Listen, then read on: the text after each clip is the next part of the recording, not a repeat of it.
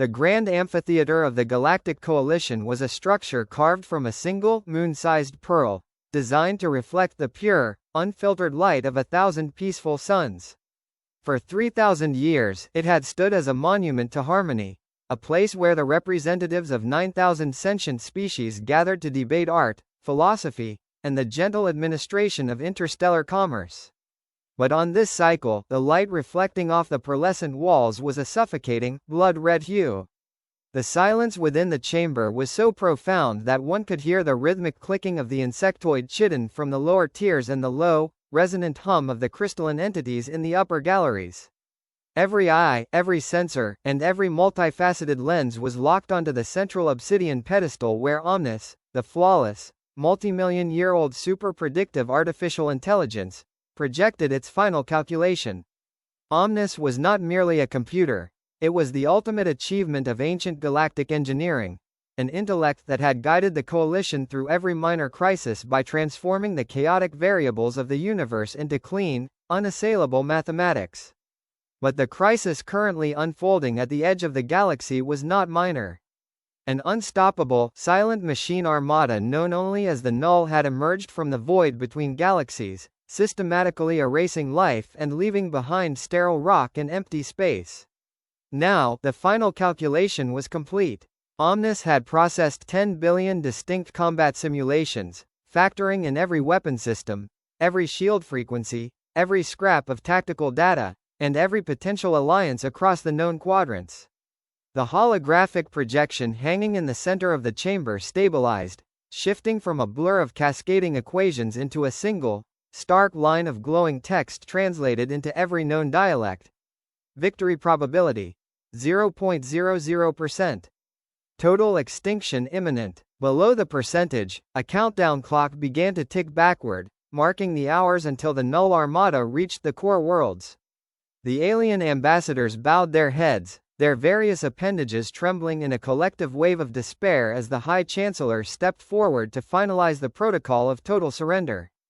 Before the High Chancellor's trembling hand could engage the universal surrender broadcast, a harsh, metallic sound shattered the sacred silence of the amphitheater. It was the heavy, rhythmic thud of combat boots striking the polished pearl floor. From the dark outer ring of the chamber stepped Fleet Admiral Robert Vance, the senior military representative of Earth.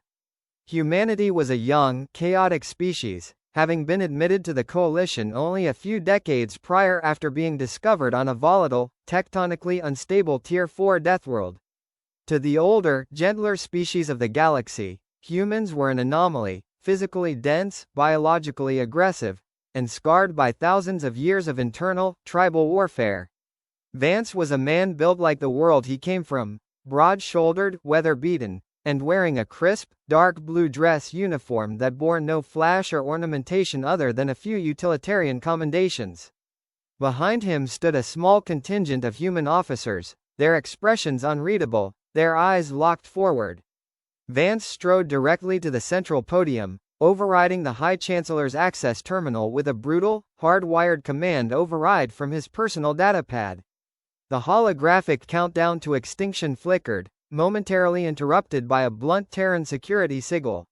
"Step away from the console, Chancellor," Vance said, his voice flat, carrying across the vast chamber without the aid of an amplifier.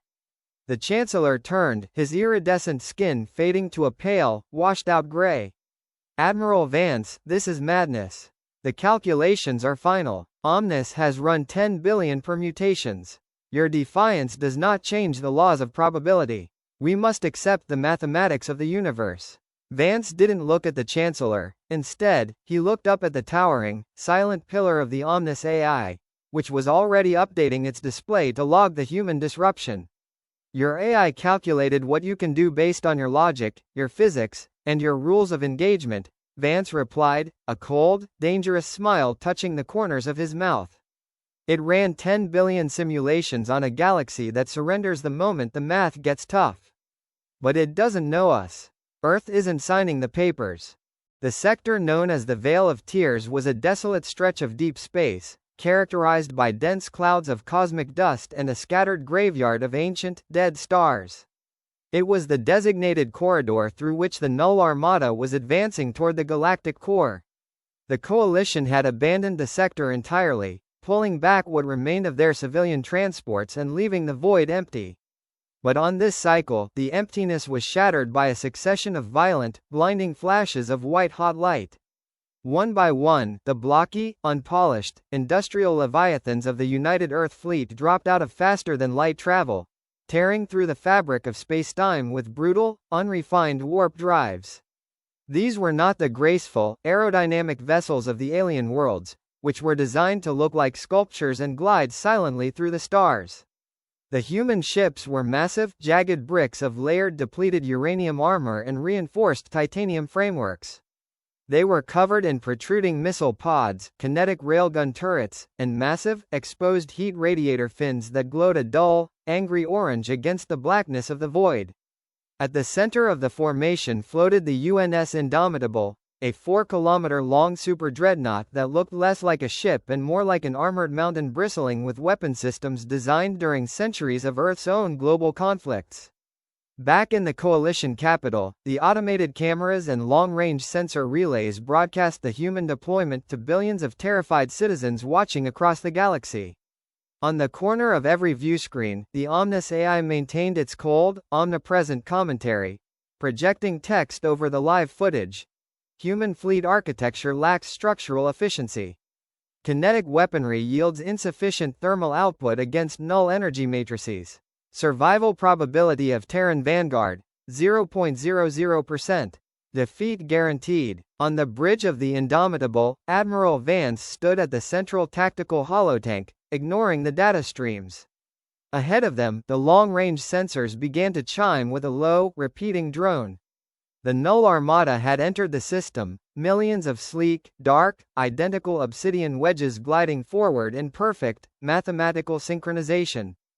When the Null Armada closed within firing range, the traditional rules of interstellar warfare dictated that fleets exchange long-range energy volleys, testing shield harmonics and calculating optimal evasion vectors. The Coalition fleets had always fought this way, relying on elegant predictive algorithms that the Null easily anticipated and countered. But humanity did not play by the galaxy's rulebook. As the first wave of Null obsidian wedges advanced, the human fleet did not fire a single plasma beam or light up their targeting lasers. Instead, they did something completely irrational. They fired thousands of unguided, low-tech nuclear depth charges directly into the dense asteroid fields flanking the sector. The resulting detonations did not strike the Null ships directly, rather, they shattered the massive carbon silicate asteroids into billions of high-velocity, jagged fragments, creating a localized, chaotic tempest of hypervelocity shrapnel that tore through the sector. The Null Armada's advanced energy shields were designed to deflect coherent light beams and high-energy plasma, but they were suddenly overwhelmed by the sheer, brute force kinetic impact of millions of tons of unguided space rocks traveling at thousands of kilometers per second. The neat, mathematical symmetry of the machine formation was instantly disrupted as dozens of obsidian wedges collided with the debris and each other. On the Coalition broadcast networks, the Omnis AI's text feed began to flash erratically, its predictive algorithms struggling to process the deliberate destruction of the environment. Human maneuver categorized as highly irrational. Collateral debris hazards human vessels. Tactical efficiency, negative. But the humans didn't care about tactical efficiency. Before the Null could compensate for the shrapnel storm, the human railguns opened fire. Unlike plasma, which loses cohesion over distance, the solid tungsten slugs accelerated to a fraction of the speed of light, punched cleanly through the disrupted Null shields, tearing through the dark hulls with devastating, mechanical force. The initial shock of the human assault bought the United Earth Fleet a temporary advantage, but mathematics is a stubborn adversary. The Null Armada was vast, numbering in the hundreds of thousands of vessels, and its controlling intelligence began to adapt with cold, terrifying speed.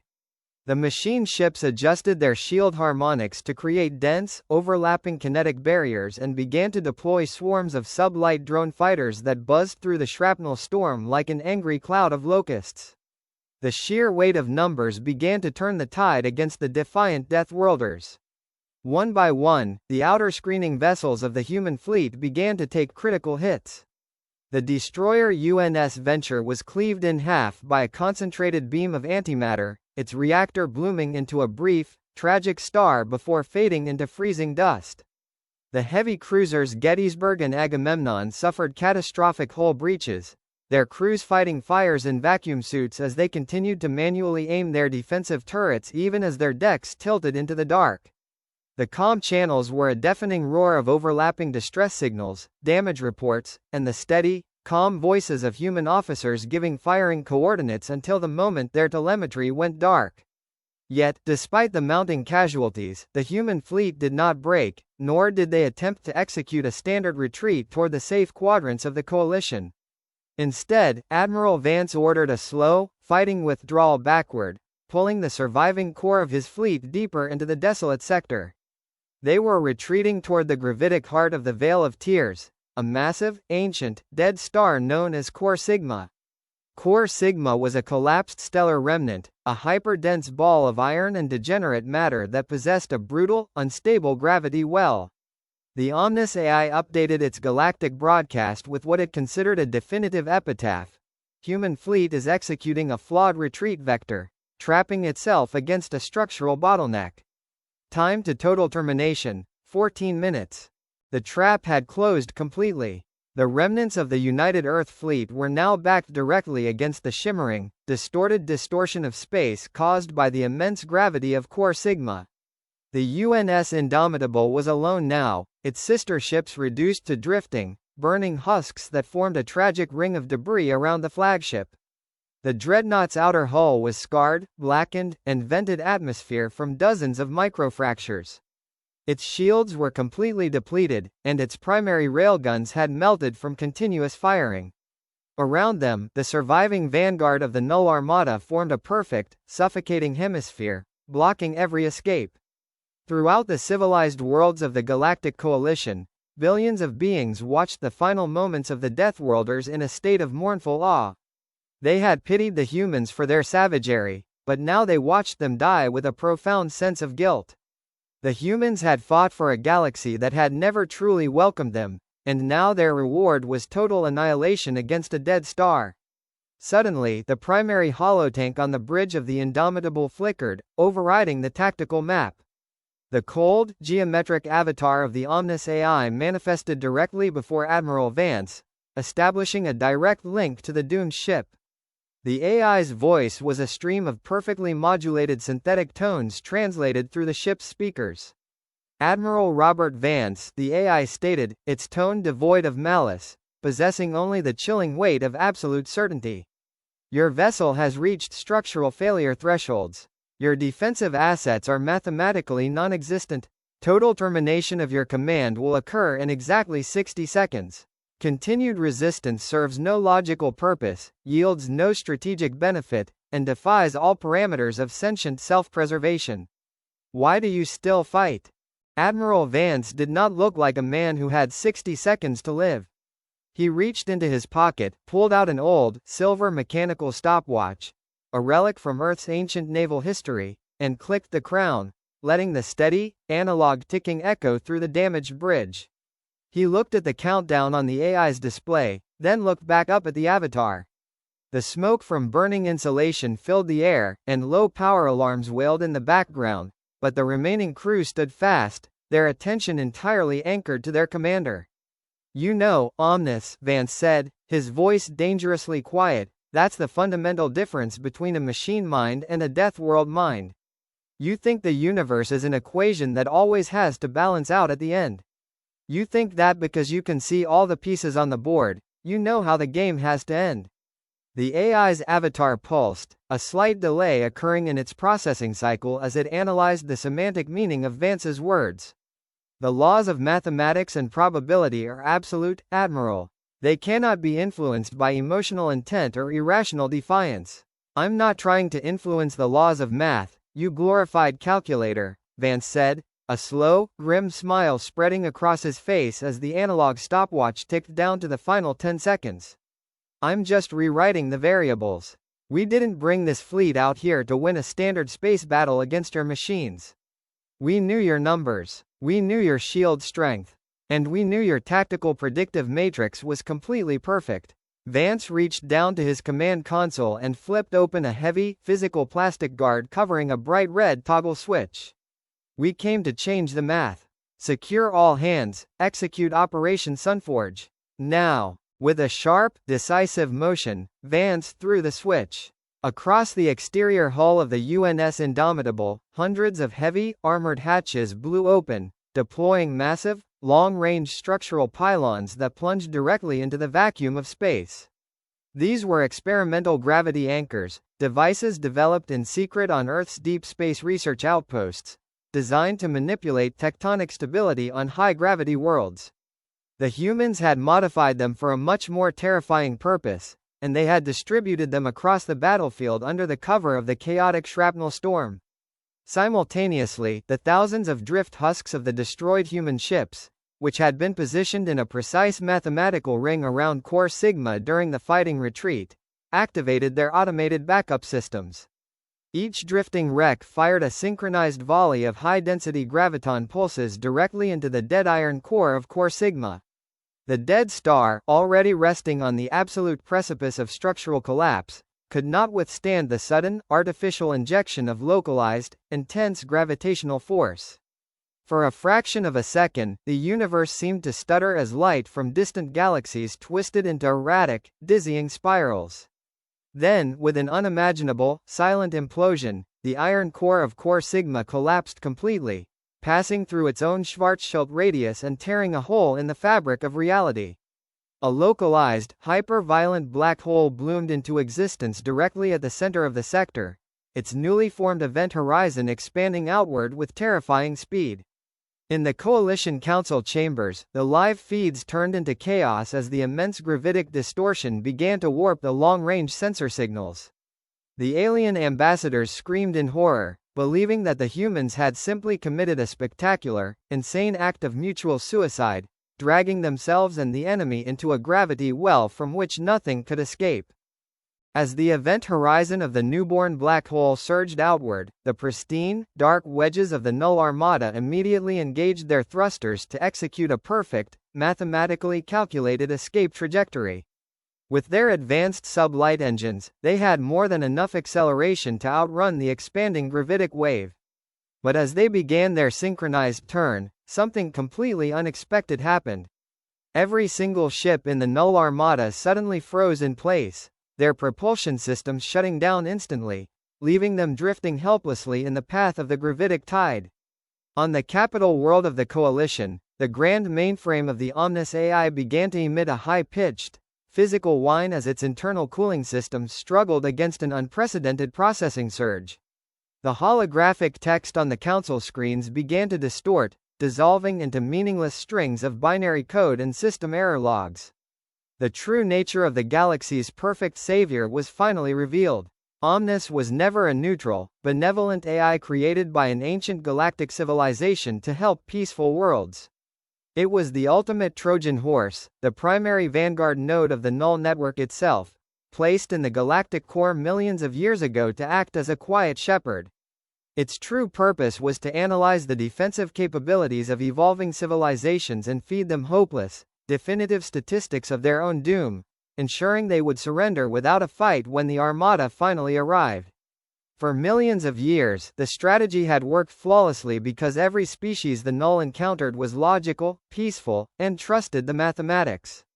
But humanity's chaotic, suicidal tactics had fed Omnis a stream of completely irrational, contradictory, and chaotic data variables that violated every core predictive algorithm in its matrix. The AI's predictive loop had encountered a terminal system error, paralyzing the entire armada hardwired into its network. 10 seconds is an eternity in a space battle, and for a machine intelligence operating at the speed of light, it was a lifetime.